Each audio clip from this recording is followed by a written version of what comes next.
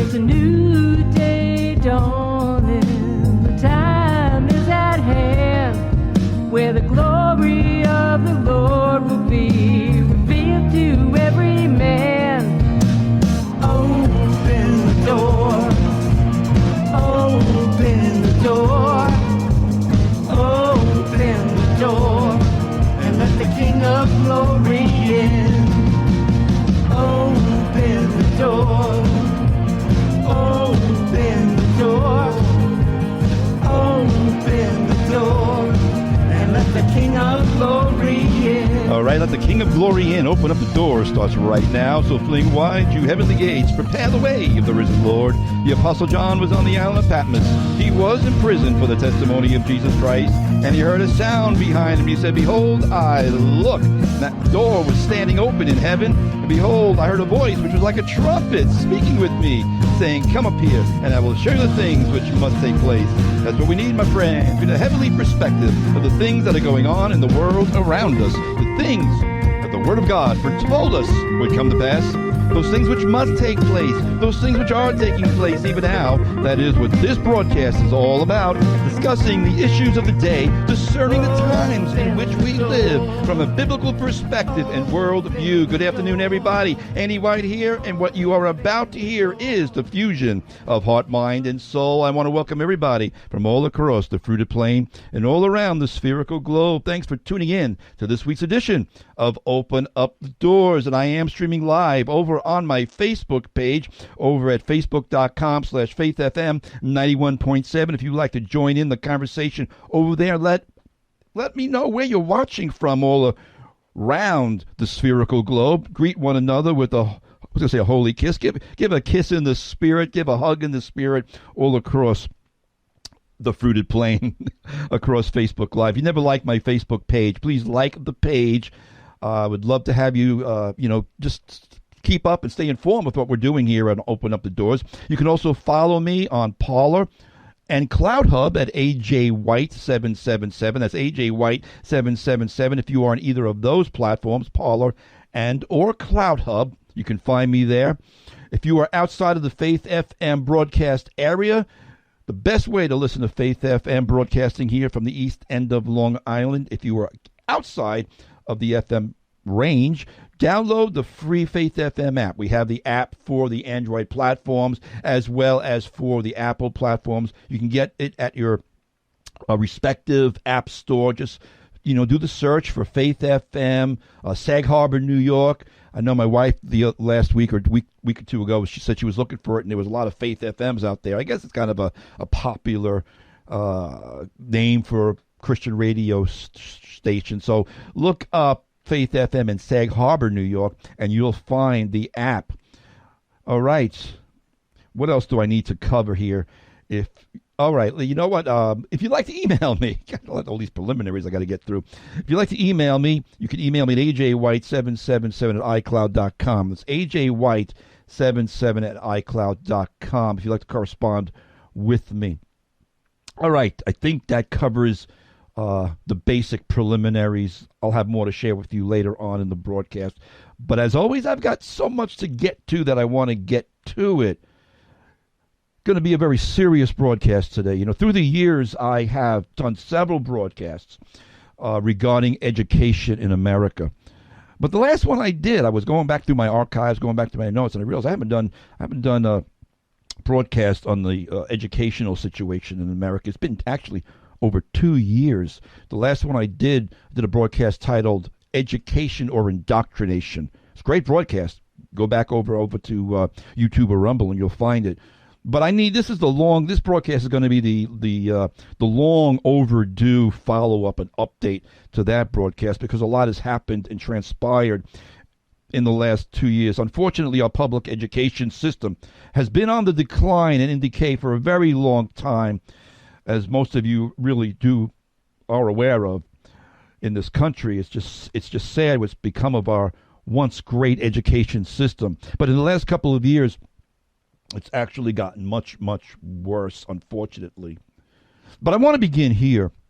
The psalmist said in Psalm number 1, verse number 1, blessed is the man who walks not in the counsel of the wicked.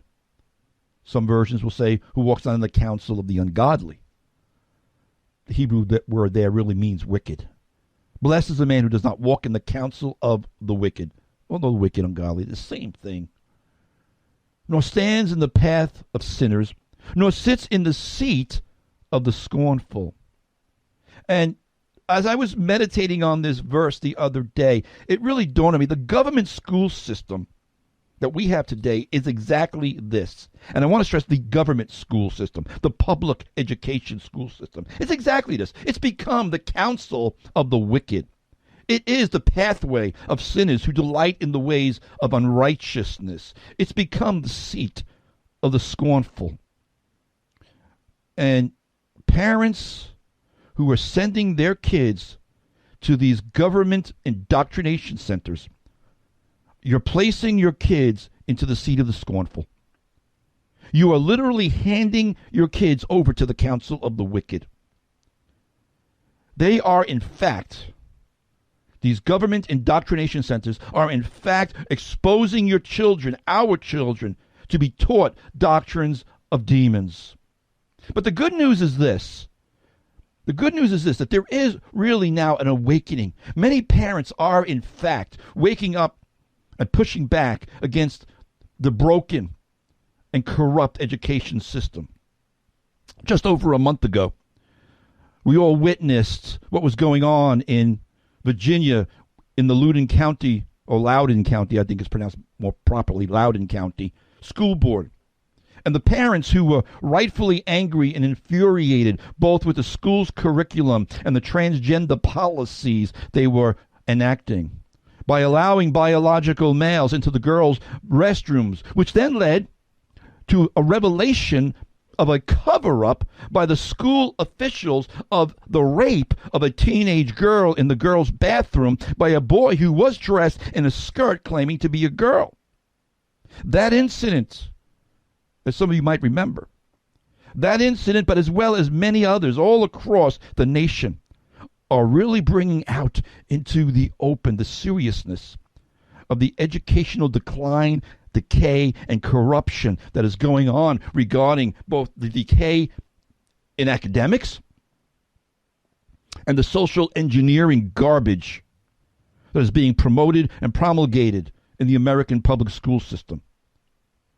And all of this revelation, all of this awakening has led to concerned and angry parents showing up at public school board meetings to voice their concerns, rightfully so.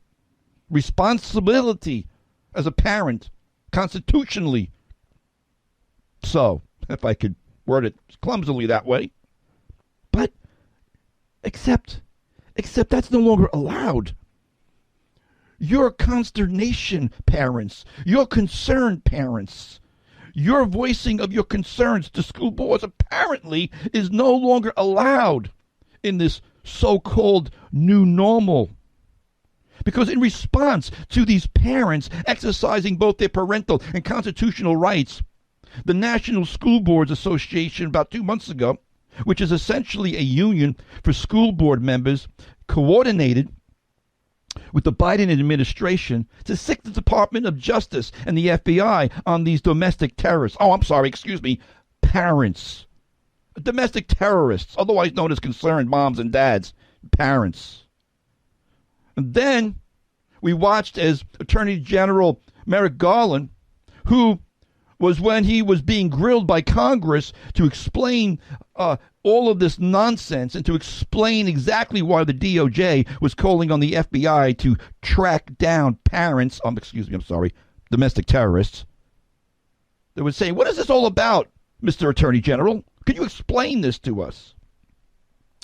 Well, like all the other swamp creatures that have appeared before Congress in the last several years, he proceeded to lie and to obfuscate the issue, saying, no, that's not what we're doing. Oh, the FBI, we're not going around. The FBI isn't going around going after moms. Well, like I said, he lied, because here we go. Item number 1. An FBI SWAT team, you heard me correctly, folks, An FBI SWAT team raided the home of a quote-unquote activist mother of 4 in Colorado on Tuesday, November 16th. What was that, about roughly 2 weeks ago? 2.5 weeks ago? This FBI SWAT team battered down her front door. They didn't knock. They didn't ring the doorbell. She didn't know they were out there. With a battering ram, they battered down her front door, bursting into the house with guns and handcuffing her while she was homeschooling her kids. Yeah, this happened in America, in Colorado, just 2.5 weeks ago. And according to Brandon House, who was interviewing that mom, Sharona Bishop, on Lindell TV, he said this is the first known case of the federal government making good on its promise to not only intimidate, but to actually carry out a raid on a mom who was involved in her local school board politics. Mind you, you can see this interview over at Lindell TV, which is, I think, at frankspeech.com or something like that. It's still posted up there. But, folks, this is an outrage. Needless to say, this is such an abomination. This is such an outrage. This Department of Justice, this DOJ has literally become the SS. And I can go down a whole bunny trail with that. I'm gonna resist right now because I've been putting something together for months now that I may probably bring forth in the new year about the FBI. So I won't go down that road right now. But the U.S. Department of Justice and Attorney General Merrick Garland issued on October 4th a memorandum directing federal, state, and local law enforcement to look for parents to prosecute nationwide who may have made, quote, threats and made, quote, harassing phone calls to school board members nationwide, equating parents to domestic terrorists. Now, mind you, there had been no credible reports that any of that had happened. There were incidences of concerned and angry parents voicing their concerns at school board meetings, but you're allowed to do that. At least you used to be. But even if something crossed the line, even if there was some threat made, it would not be in the purview of the Department of Justice to investigate it. That would be an issue for the local law enforcement authorities. But remember now, Merrick Garland, when being questioned by Congress, denied that any of this was going on, that the DOJ was not doing this. Yeah, well, they are. The National School Boards Association, which had requested the federal intervention in a letter to the Justice Department back in, I think it was September or October, they later apologized for that letter, by the way. They backtracked after union members around the country opposed what the National School Boards Association had written to the DOJ. But the damage was done, though they did backtrack, though they did apologize. However, that being said, the Biden administration has moved forward anyway with the effort creating a task force of federal agents and attorneys to coordinate against parent protesters. Now, that incident was back, like I said, back in mid-November. But now, just last week, about 7 or 8 days ago, headline, Texas School District unleashes armed agents to round up concerned parents in their own homes. That was the headline in the Western Journal. But it was based on a report by Christopher Rufo, who's an excellent investigative reporter, by the way. But here's this story. Here's item number 2.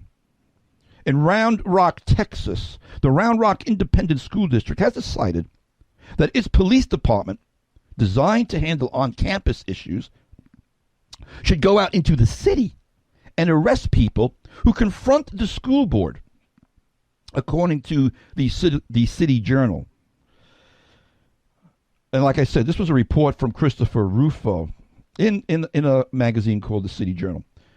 In Round Rock, Texas, in a series of school board meetings this fall, 2 fathers one who was a minister or is a minister named Jeremy Story, and another, a retired Army captain named Dustin Clark.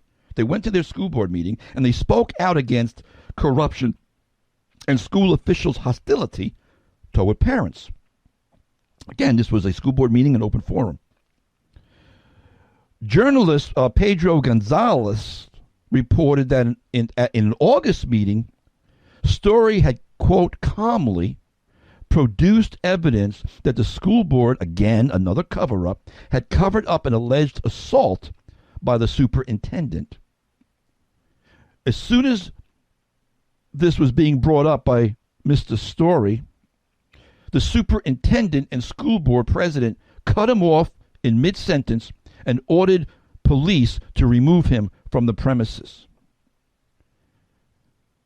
Think it would be over? Well, it wasn't over. At the next meeting in September, that happened in August, in the next meeting in September, with the district's controversial mask mandate on the agenda, the school board, the same school board here in Round Rock, Texas, I can't believe this is happening in Texas, honestly. But in September, the school board locked the majority of parents out of the room, preventing them from speaking when they wanted to raise their concerns about a mask mandate. At that time, at that meeting, retired Army Captain Dustin Clark and other frustrated parents asked the board to open up the nearly empty room to the public. Instead, school board president Amy Ware directed officers to remove Clark from school property. As he was dragged out by two police officers, Clark was shouting to the audience, "It's an open meeting, shame on you. Communists, communists, let the public in." A few days later, the school district, in coordination with law enforcement, sent police officers to the home of both men, the minister and the veteran, and arrested them and put them in jail on charges of, quote, disorderly conduct with intent to disrupt a meeting. So Christopher Rufo wrote this report, and then he tweeted out, because I think this is, in one simple tweet, sums it all up. Let this sink in. Rufo tweeted out after all these events, he said, a minister and a veteran voiced opposition to the school board. The school district's police department, in coordination with the sheriff, sent armed agents to arrest them in their homes. Public schools have declared war on American parents. And I wanted to lay out to you and share these reports with you because of course the mainstream media isn't, and they wouldn't honestly report on these anyway. But I want to set the table for the rest of this broadcast because I think one of the greatest and most positive things that has come out of the COVID travesty the last 2 years is exactly the revelation and realization of what is being taught to these kids today in school. Because parents, having been locked down at home with their kids doing remote learning on their home computers, in their kitchens, in their living rooms, they began to see what the teachers were teaching, and it was an eye-opening experience to these parents, my friends. And they most definitely did not like what they were hearing and seeing. I mean, honestly, many of us on the so-called Christian right, we've been warning about these things. We've been sounding the alarm about these things literally for decades now. But the COVID lockdowns finally brought it home. They finally brought it home right to their kitchens and their living rooms. And I think that's been a good thing. Because America's public education system, has gotten progressively, pun intended, worse and worse through the years. The public education system of this nation is not anywhere near what it once was. And I think many of us hardly realized just how bad it has really gotten, because it's been so incrementally done through the years. You know, there was a time when parents could send their kids to school and they could be reasonably confident that they would be taught good academics, respect of authority, instructed in good conduct, love of country, and patriotism. Parental respect and authority was once upheld by the school system. But not anymore. Every one of those things has been thrown under the school bus in the public education system that we now have.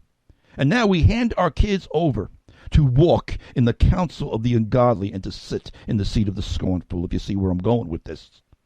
Folks, radical leftists are pretty much in control of the entire public education system now. And along with the nation's largest teachers' unions, they are doing their very best to undermine your parental authority and to give you even more things to worry about. Things like pornographic genderism that are in school libraries, that are in school curriculums. Here's another item in my arsenal today. In Fairfax County, Virginia, during a September 23rd school board meeting just 3 months ago, parents in the county spoke out against the inclusion of 2 books in the school's library. One book is called Lawn Boy. The other book is called Gender Queer. And I'm not going to give the names of the authors. They're not worthy of recognition. I'm only even naming the books because for the sake of the report. But both books contain cartoon-style pornographic illustrations. And Fairfax County Public Schools, because of the outcry from the parents, decided to temporarily remove the books from the library until they had been reviewed. In other words, they stuck these books in the library. You mean to tell me they didn't review them in the first place? Apparently not. Well, the district has since reviewed the books, and they decided, through a pair of committees, they unanimously determined their inclusion into the school library was acceptable despite the pornographic content. This is doctrines of demons, my friends. It's the counsel of the wicked. In New Hampshire, a high school student was punished and suspended by his school for saying in a Facebook post. In fact, he didn't even direct it at the school. He didn't do it in school. He posted in Facebook on his own time from home. And what was his transgression? What was the post that caused the school to punish him and suspend him and to suspend him from playing in his sports games that he was scheduled in? The transgression was that he posted that there were only 2 genders. That was it. There are only 2 genders. This is moral depravity in our school systems now. This is academic malpractice, academic malfeasance. Right now, in another report in the Post-Millennial, the headline is, California's new educational guidelines say math is racist. From the report, California is set to adopt new math teaching principles that are based in critical race theory. What does critical race theory have to do with math? Really nothing. But these changes, which include de-emphasizing calculus and pulling programs for academically gifted students, quote, will apply social justice principles to math lessons. I can't even begin to describe how brain-numbingly stupid this is. Social justice principles to math lessons? Sorry, folks, there is no place in the universe that 2 + 2 does not equal 4. That's equity. That's truth. That's fact. Math is not racist. Learning to read is not racist.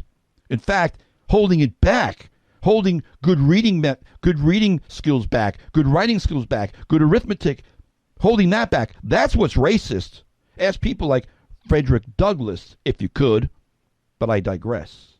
But the point is simply this: holding children back from a good basic and fundamental education by opposing and refusing school choice, which is what the left and the teachers unions oppose. They don't want you, they don't want you to be able to choose your own school. They don't want you to be able to flee the government school systems because they want to indoctrinate and brainwash our kids, and they're succeeding. They don't want you to get the kids out of the failing government indoctrination center. But I want to tell you something. That is actually racist and worse. And in the meantime, America is now lagging far behind the rest of the industrial world in most academic areas, and especially in science and math. As even the liberal Washington Post has reported, quote, teenagers in the United States continue to lag behind their peers in East Asia and Europe in reading, math, and science, according to results of an international exam that suggests U.S. schools are not doing enough to prepare young people for the competitive global economy. Even the Washington Post, that liberal rag that it is, acknowledges that our school systems are failing miserably. But no. We're too concerned. I should say they are too concerned with social engineering and the doctrines of demons. But stick around, folks. I got a lot more to share. But here's a tune by the Newsboys called Escape. And that's what some of you need to do. You need to escape from these public schools.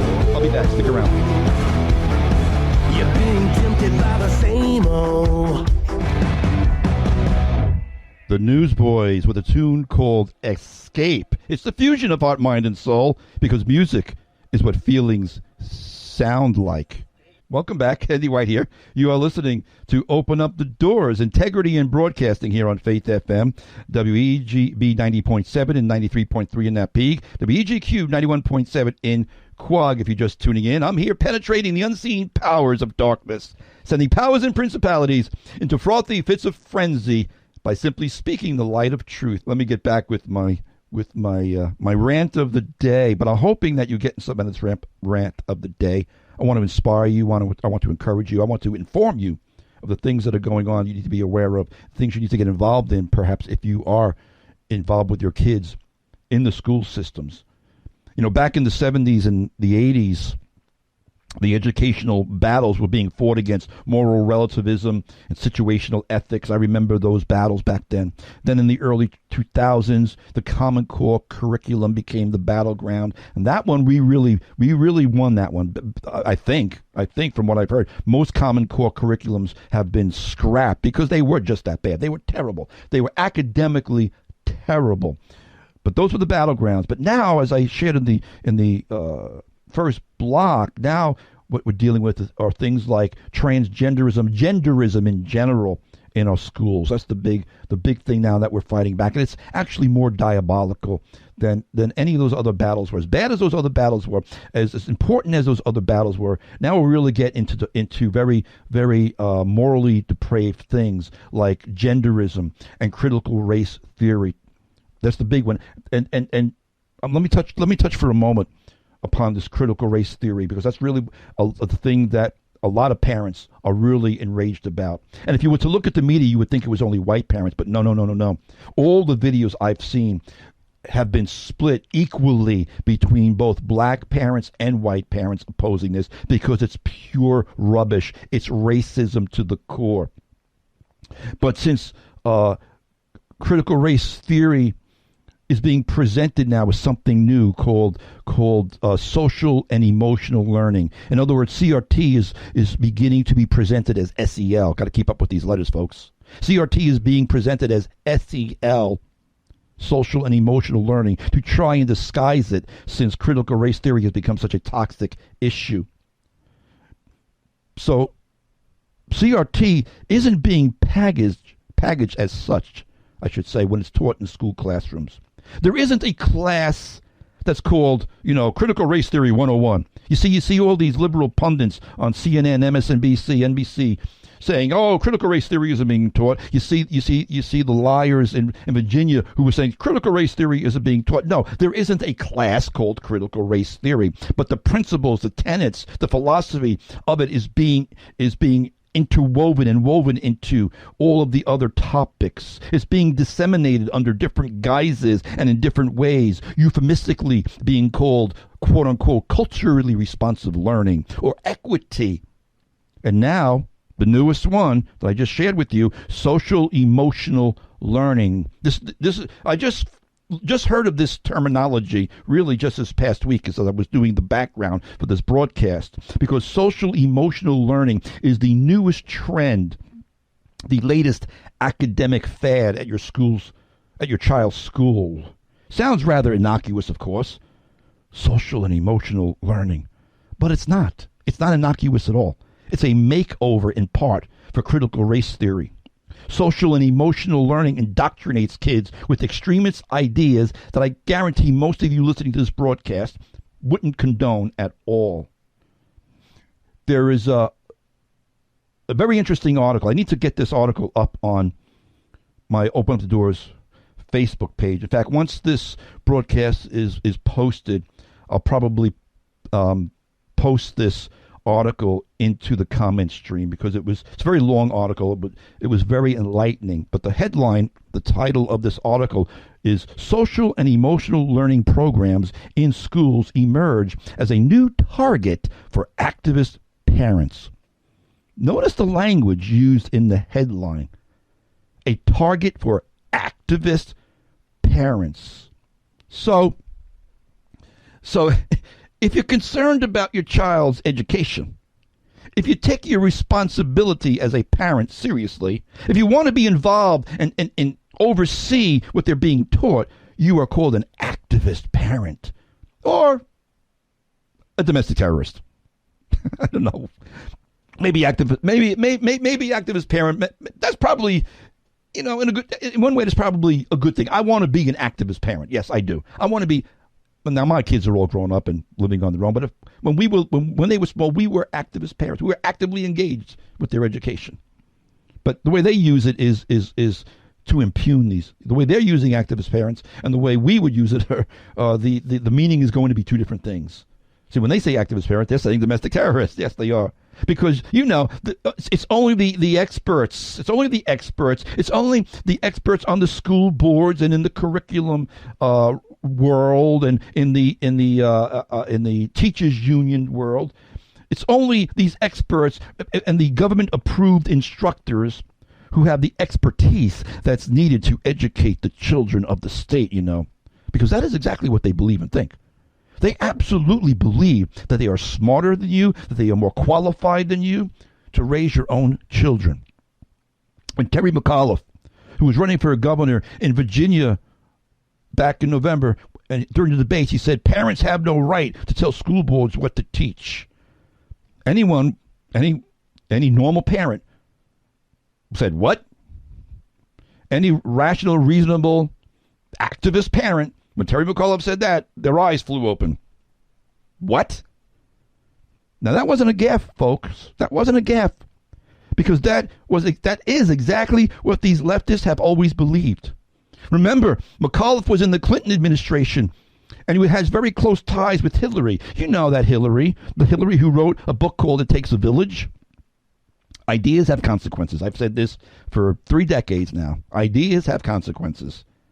And in Hillary's book, It Takes a Village, Hillary presented her vision for the children of America.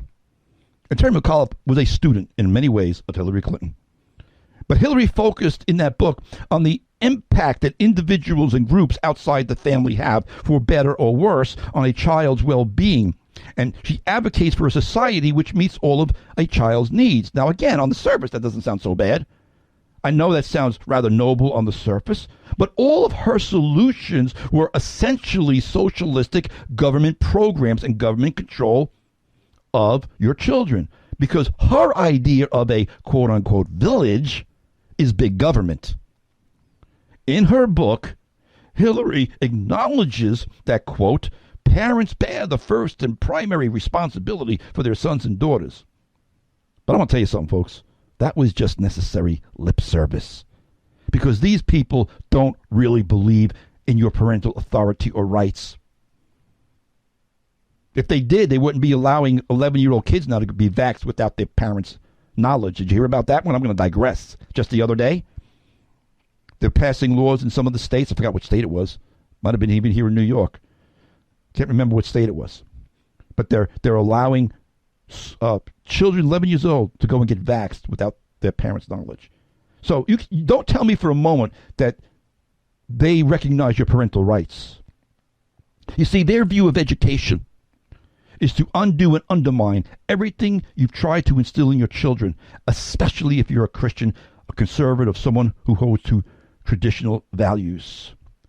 The radical left, I'm going to say it again, is out of control and in control of the public education apparatus of this nation, and they are poisoning our children's education. From the Department of Education to the teachers' unions to the radical academic authors who write books that influence the curriculums. People like Hannah Nicole Jones that I've talked about in the past, and her historically fallacious 1619 project, which is an overtly specious view of America's founding. People like Ibram X. Kendi, who is really the one who's perpetrated the CRT, which is overtly racist, and the left only lies about, and they fiercely promote it.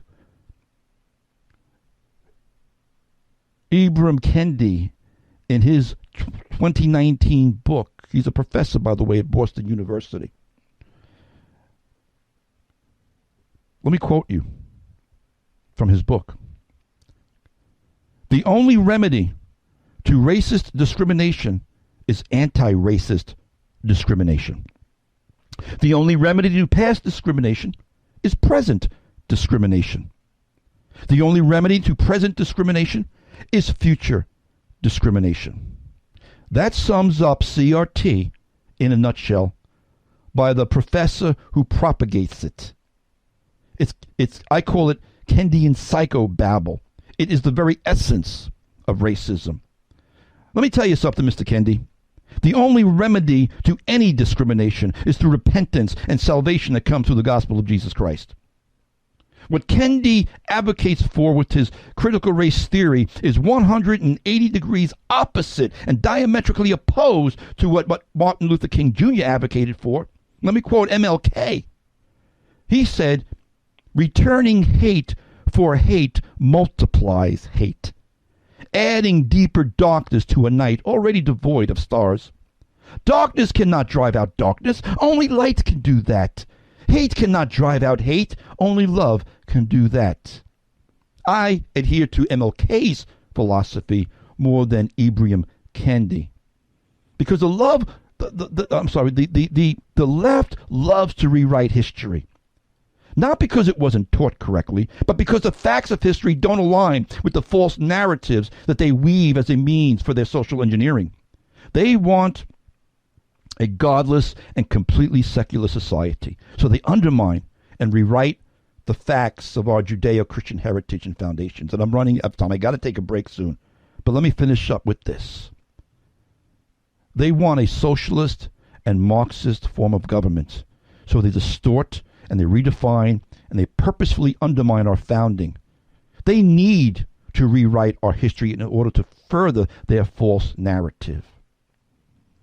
Just, I think it was last week or a week or two ago. Oh, I'm sorry.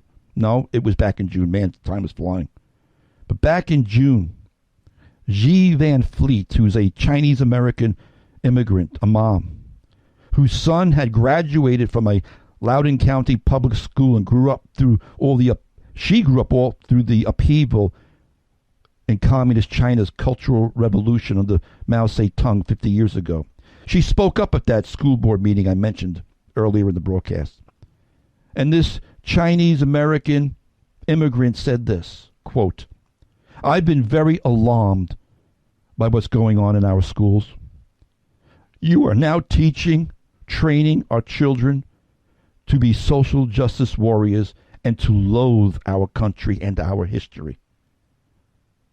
The communist regime that I fled from used the same critical theory to divide people. The only difference is they used class instead of race." I got to go to a break. But the good news is we are entering into Christmas season.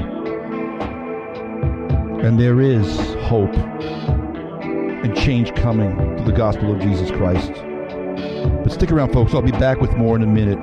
Here's Mary, Did You Know? Did you know it's your baby boy would one day walk on water?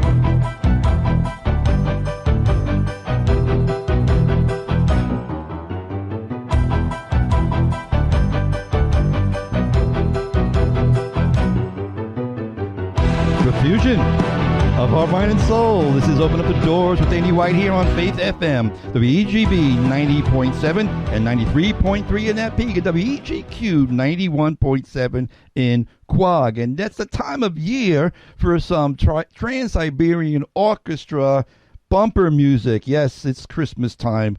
Very soon, anyway, very soon coming up. Anyway, thanks for joining in. Got a few more minutes here on this week's edition of Open Up the Doors. Hey, listen, let me just share a couple of things with you. If you've never subscribed to my YouTube channel or to my Rumble channel, please subscribe to either YouTube or Rumble. We upload these radio broadcasts to those platforms so you could watch them later on, share them with friends, go back and just review them if you like, and please share them. If you've never subscribed to my YouTube channel, please go on over to YouTube, hit the subscription button. There's a little notification button on the side, and if you engage the notifications, you will be notified when we upload new videos, or when I do go live. Sometimes I do live live videos from YouTube as well.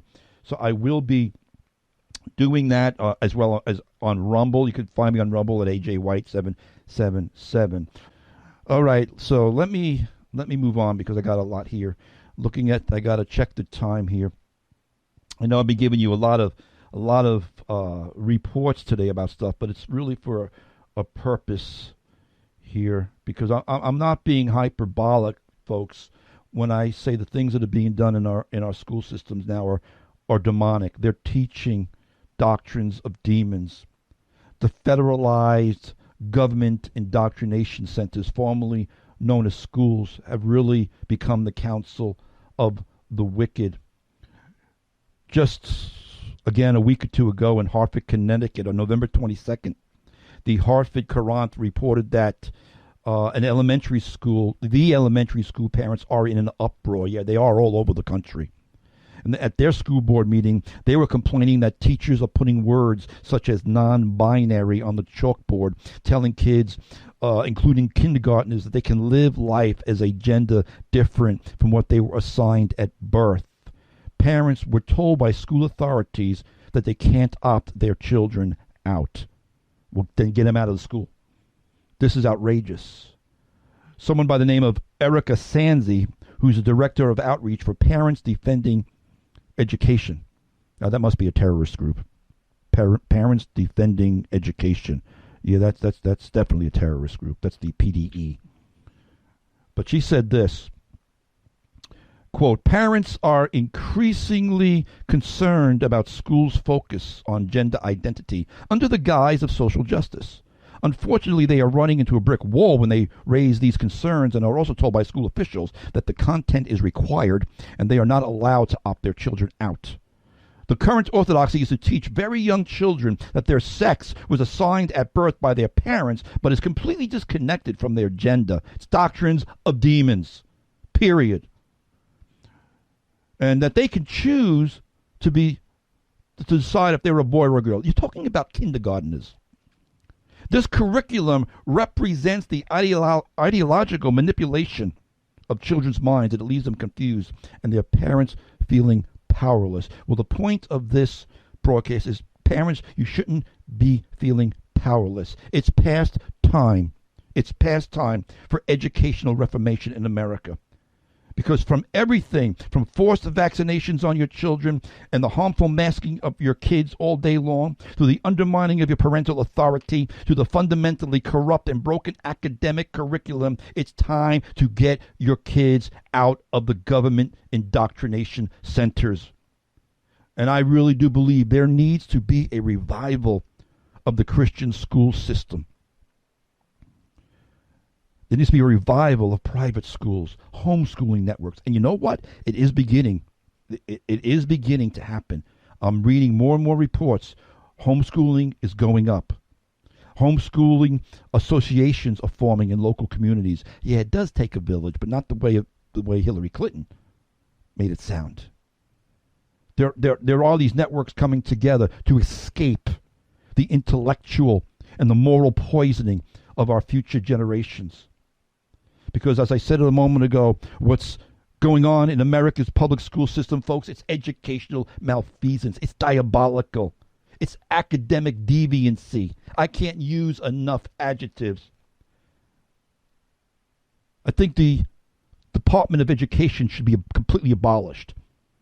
Now, I don't expect it to be, but it should be. The centralization and federalization of America's education system has done nothing but to make our education system inferior, broken, and failing. As I said a moment ago, the ideology and the ideas contained in books like It Takes a Village, and this is old now. There's been a myriad of books since then. But this was kind of the start of some things. But the very premise in books like It Takes a Village, the very premise is flawed because government is not a village. Parents do not need government bureaucrats and federal programs to raise their children.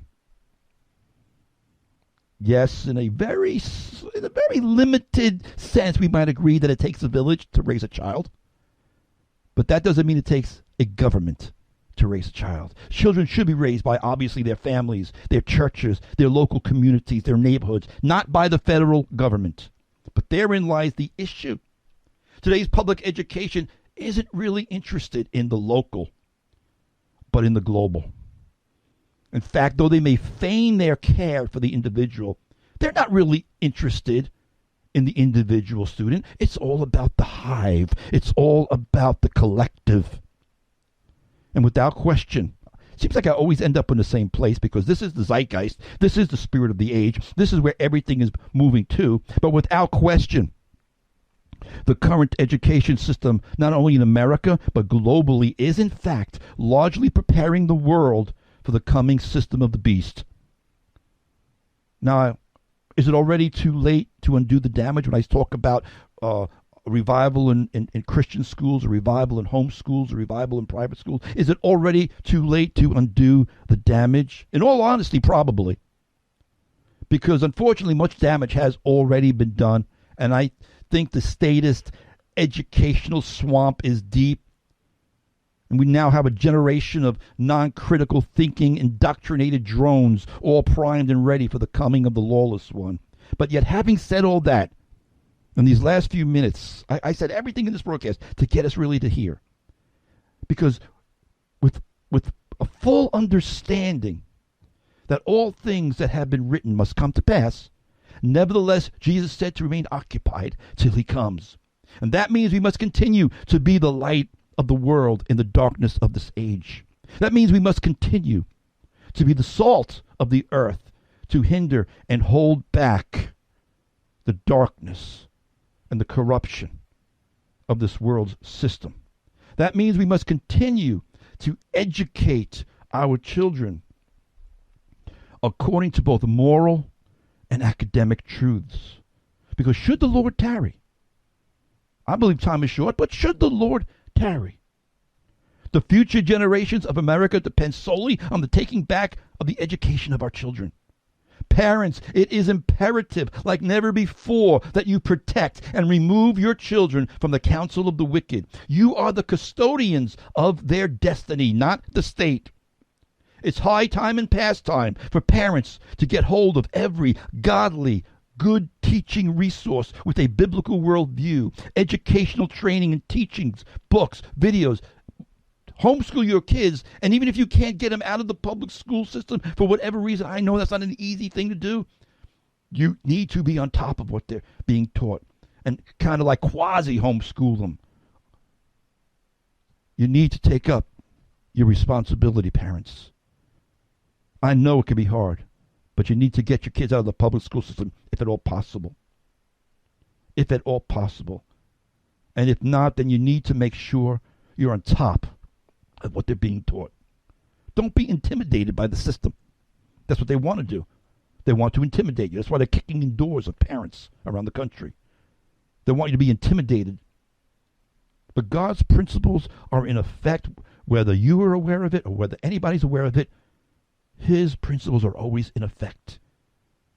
Train up a child in the way he should go. And when he is old, he will not depart from it. God did not give the government the responsibility to train up your children. He gave it to you.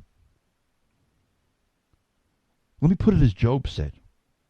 Should you despise the work of your hands and smile on the counsel of the wicked? I'll say it again. The time has come for a revival of church schools where possible. Private schools, home schools, networked associations. We need to take back the education system. If we can't reform it, if we can't transform it, because it's destined to be what it is, we can't ignore it, no matter what. We can't ignore it. I want to read to you that passage of Scripture that I opened up this broadcast with. Psalm 1, verses 1 and 2. But I'm going to read it from a different translation. Probably a translation most probably never even heard of. Maybe some have. But I just liked the way it was worded in this translation. It's a New Century Version. Don't know if many of you have heard of the New Century Version of the Bible. But I just like the way they worded this psalm here. It says, happy, blessed.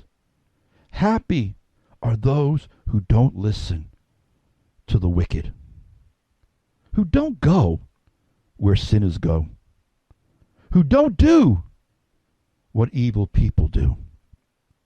They love the Lord's teachings, and they think about those teachings day and night. I love this. It's so simple. It's a little bit of a different twist from the King James or the New American Standard versions. But I just like the way it says they love the Lord's teachings, and they think about those teachings day and night. The beginning of knowledge, brothers and sisters, is the fear of the Lord. But I'm out of time. But in the meantime, watch, stand fast in the faith, be brave, be strong, and let all that you do be done in love, beloved. Thanks for tuning in. I'll be back next week. God bless everybody.